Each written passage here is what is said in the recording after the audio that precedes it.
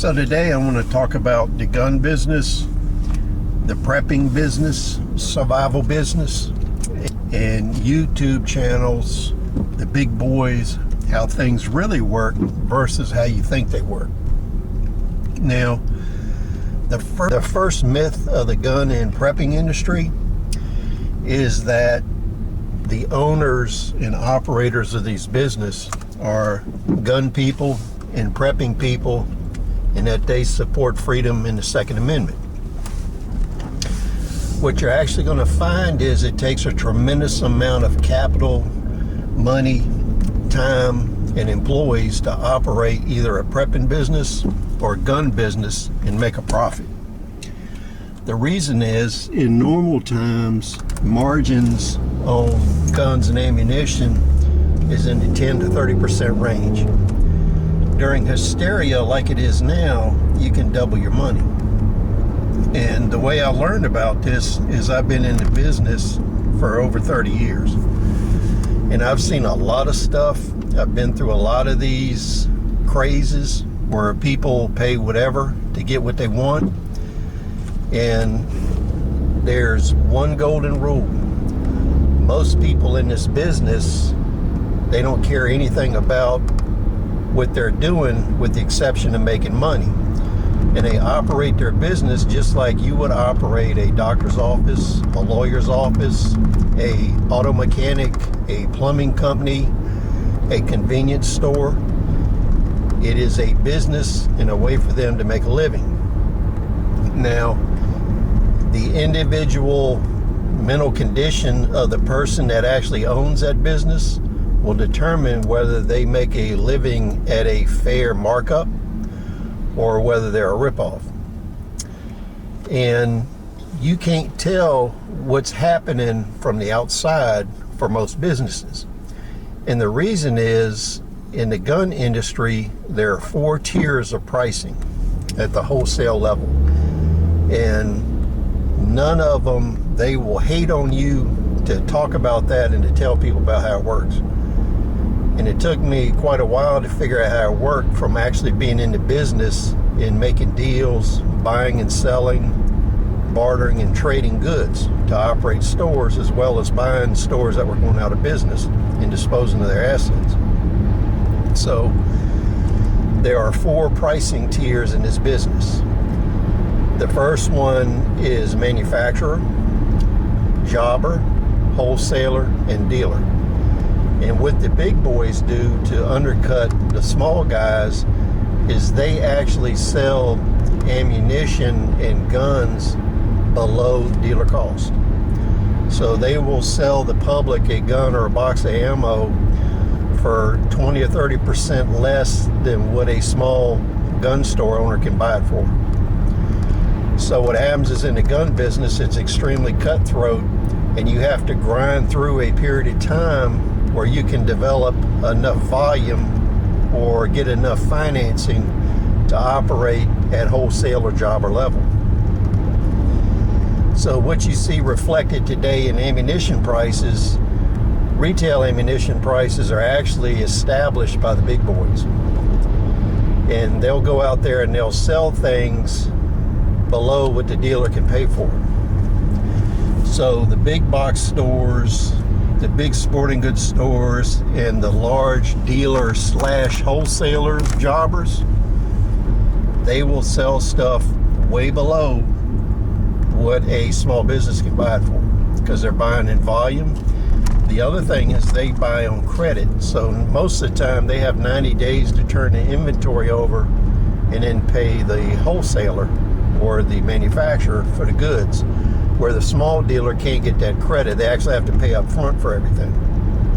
So when all the hysteria started about YouTube stars and channels ripping people off on Friday, as well as prepping channels ripping people off, I went ahead and looked at wholesale ammo prices. And what I found is, for small dealers, they're in the $2 to $4 per round range, depending on what the ammunition is, wholesale, and the delivery is 6 months out. So what that's telling me is the small dealer cannot replace his inventory if he's selling it at $1, $1.50 a round. The money he gets in is not going to allow him to buy ammunition and wait the 6 months to get it, because he's losing $1 a round on that ammunition, where the big boys, the big box stores that everybody loves, they're not suffering that situation because they get first dibs on everything. So you really need to think about who you're buying from and how they're manipulating the market. Now, these big gun channels, they deliberately gin up the markets, and they work together. All of those channels have a network where they work together. You can see where they go to shoots together, they do industry things together, and they gin up sales. You'll see them advertise the same gun, where they will do basically a paid promotion and get $30,000 to $60,000 for that video, for that promotion. And you'll see them all review the same gun, the same ammo on all these channels. For instance, with the Tavor made the circuit where it was being promoted, reviewed by everyone. And that is a sales technique that gets people to buy everything. When people do like a review on SKSs, and they talk about the Chinese SKSs, the Yugo SKSs, the ones that take AK mags, this import, that import, this rare one, you will find they're usually selling those goods. So this is a form of advertisement. Now, YouTube doesn't allow you to directly link a gun sale site to your channel. So these companies all work indirectly, but they are still advertising and working the market. Now, a lot of prepping channels and manufacturers, they can care less about your survivability and you as a customer. All they're interested in is selling you goods.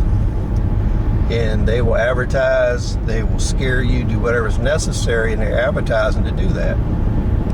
So there are a few channels and a few individuals out there that actually are survivalist preppers that own companies that do that.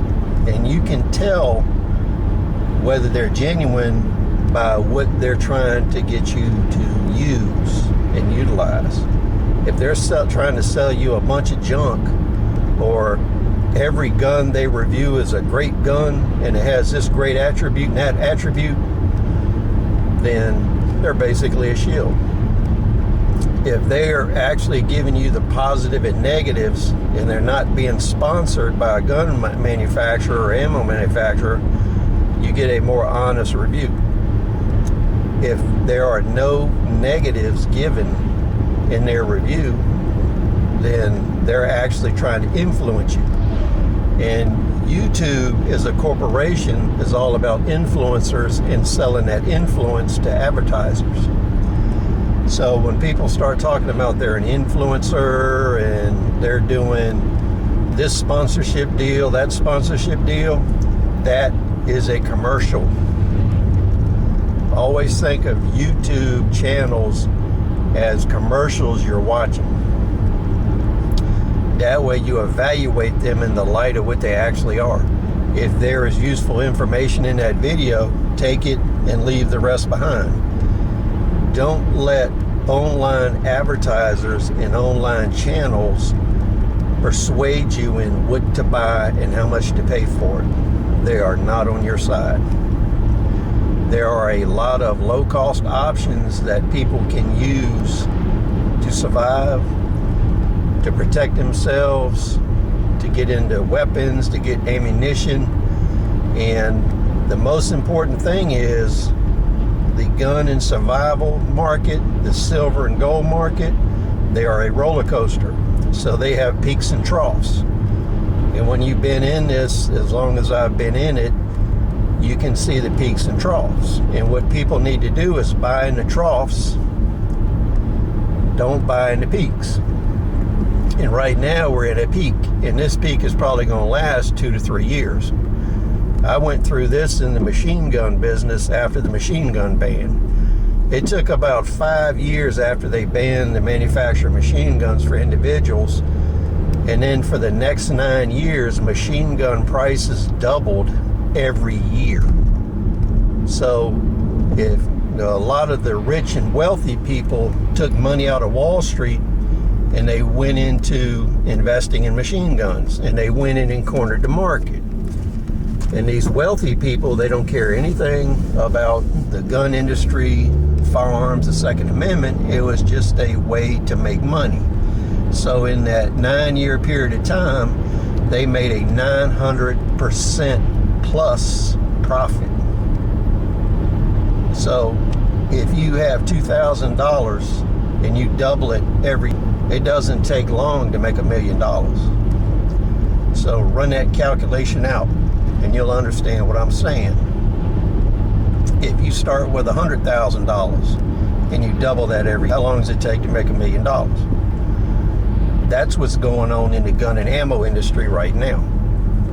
So comment, rate, subscribe. We'll see you on the next video.